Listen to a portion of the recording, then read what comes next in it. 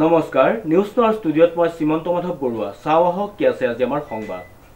Padmashri Yadav পায়েঙৰ 550 hectare ভূমিত বন্য দস্যুৰ বিচৰণ নিউজ নাওৰ এক ৰিপৰ্ট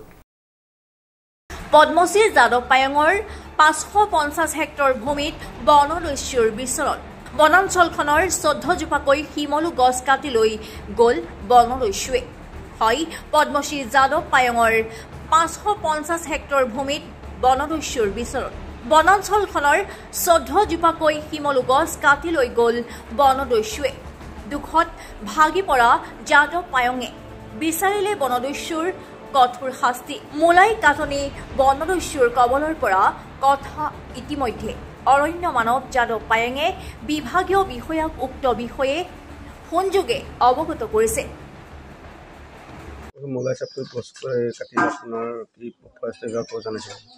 মই ফৰেষ্ট ডিপাৰ্টমেণ্টক জনাইছোঁ সকলোকে যোৰহাট মাজুলী আৰু মই আছে সেই বন দস্যুহঁত তেখেতসকল অকল গছ কটাই নহয় যি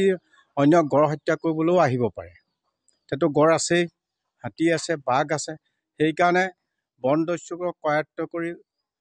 শাস্তিমূলক ব্যৱস্থা দিয়ক আৰু আজিৰ পৰা যাতে সেইবোৰ গছ গছনি কটা নহয় সেইটো নিৰীক্ষণ কৰক বন বিভাগে আৰু প্ৰশাসনে এইটো জোৰ দি পেলাই ফৰেষ্টখন সংৰক্ষণৰ ব্যৱস্থা কৰক বুলি মই ভাবোঁ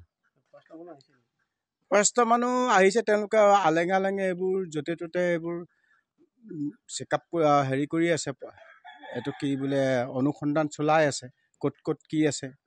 খুব সম্ভৱ এইটো চাগৈ কালি যিমান দূৰ সম্ভৱ ৰেঞ্জাৰৰ লগত কথা পতাৰ মতে আপুনি যাব তাত গৈ পেলাই চাই আহিবগৈ বুলি